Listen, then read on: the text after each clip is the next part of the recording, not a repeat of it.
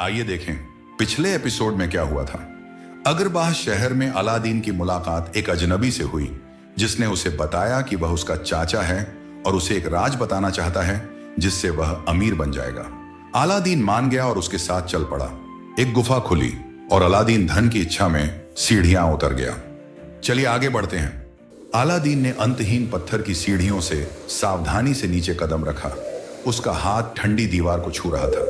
हवा नम हो गई, उसके चप्पलों की आवाज गूंज रही थी। आखिरकार वह नीचे पहुंच गया। आगे एक सुरंग फैली हुई थी जो मंद मंद चमक रही थी, मानो उसकी दीवारों में तारे जड़ दिए गए हों।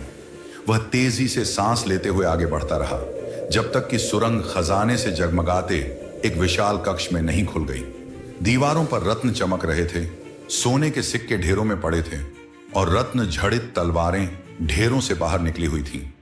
बीच में अजीबोगरीब पेड़ खड़े थे जिनकी शाखाएं हीरे, माणिक और मोती के चमकते फलों से लदी हुई थी।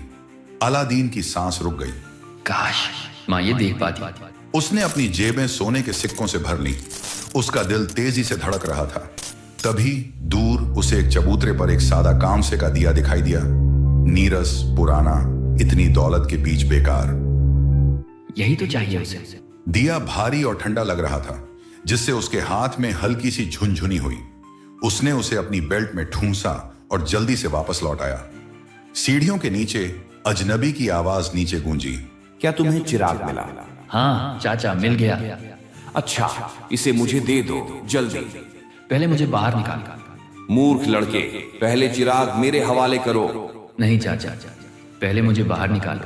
वह आदमी एकदम गुस्सा हो गया और जोर से बोला, ठीक है बच्चे, अब तुम्हें दिखाता हूं। अब अंदर भूख प्यास से मर। उसने अजीब अजीब शब्द चिल्लाते हुए अपने हाथ ऊपर उठाए। धरती कांप उठी। एक जोरदार गर्जना के साथ पत्थर की पटियां टूटकर बंद हो गई जिससे गुफा अंधेरे में बंद हो गई। अलादीन खांसते हुए गिर पड़ा। चिराग उसकी छाती से लगा हुआ था। ऊपर से हल्की हंसी गूंजी जो धीरे धीरे खामोशी में बदल गई।